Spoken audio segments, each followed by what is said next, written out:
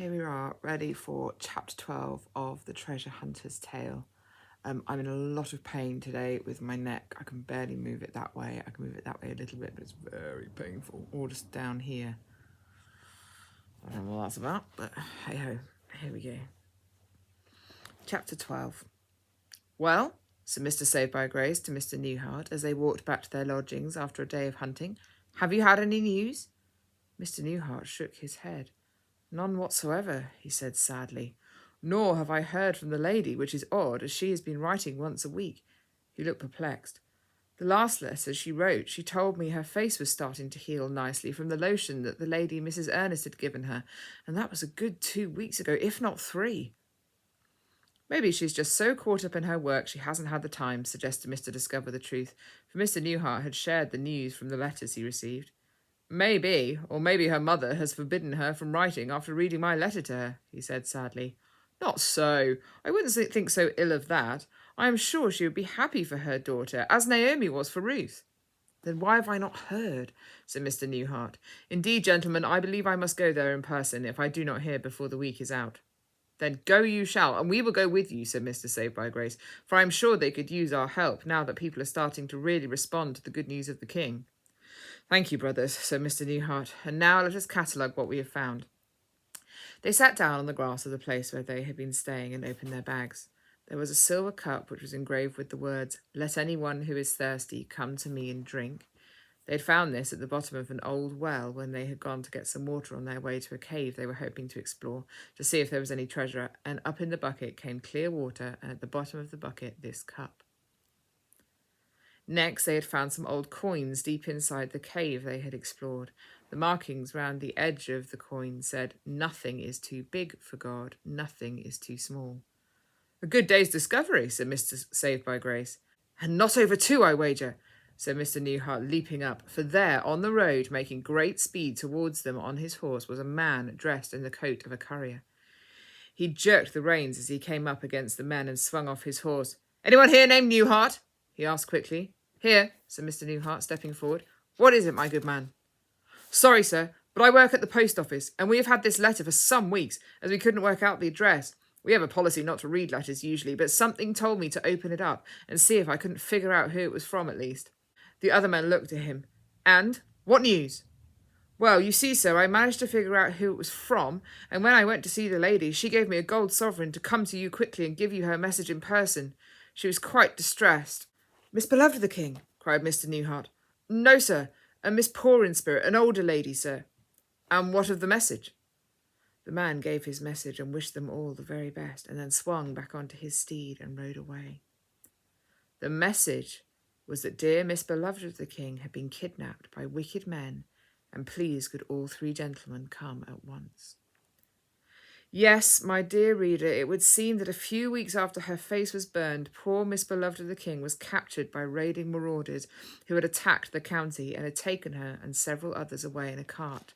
She was very frightened as the cart hurtled along.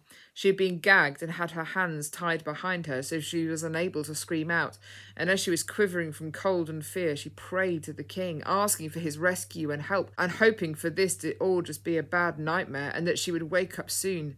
But the cart hurtled on, and she wasn't asleep. Oh no, she was wide awake. The ropes the men had tied her with cut into her wrists, and the gag made her feel like she was going to pass out. Suddenly the cart stopped, and she heard a rough voice say, Not these 2. We don't need any more hands on deck or mouths to feed, just a wench. At which the other 2 prisoners from her hometown were picked up and thrown out of the cart.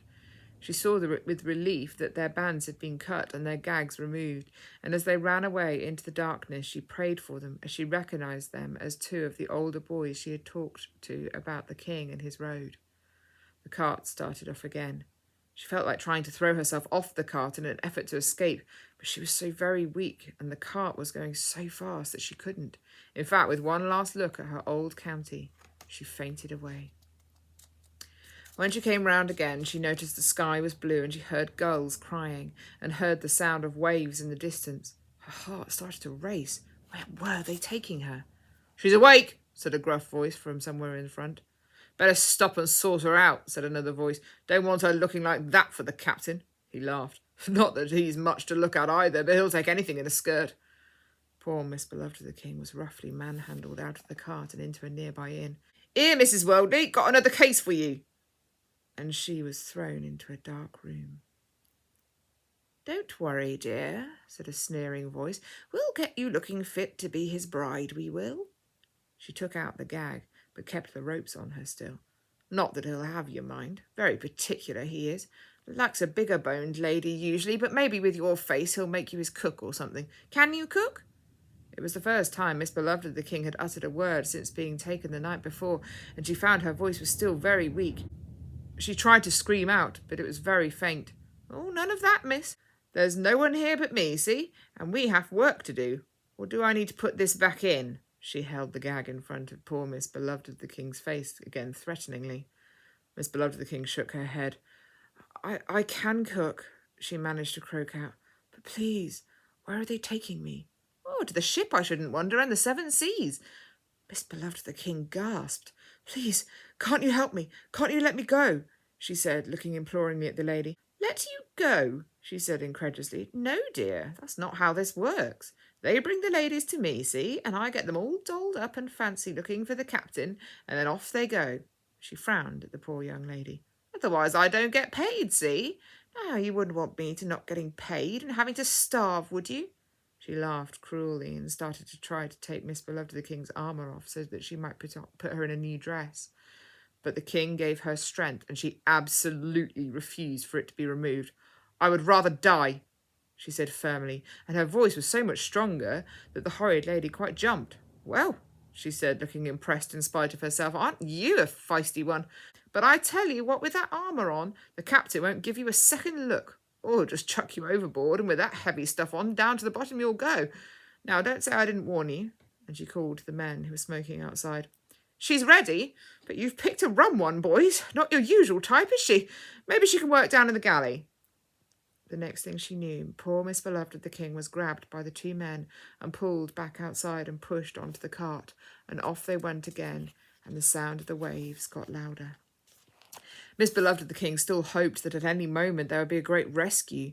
For surely this cannot be part of the King's plan for me, surely. "Please, O King, save me. Thank you that my armour has stayed on, but I'm so weak I'm not sure I can use it well anyway. I commit my life and soul into your hands. Please rescue me. I fear if I am hauled away I shall be lost forever. Oh, please, send your officer." But she heard no answer, and no rescue came. The cart arrived at the harbour, and our poor, frightened Miss Beloved of the King was hauled on board.